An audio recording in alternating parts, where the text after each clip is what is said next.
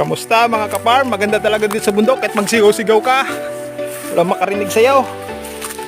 Dito mo lagi ilabas yung sama ng loob mo, mundo. Kaya pag may mga problema kayo, punta lang sa bundok, magsigaw-sigaw. Kaysa magwala kayo doon sa palengke.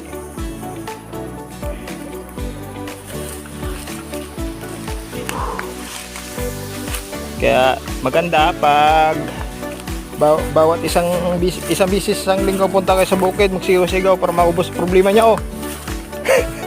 Diba, Gol? Katabas lang isang dipa, uwi agad, kaapoy na.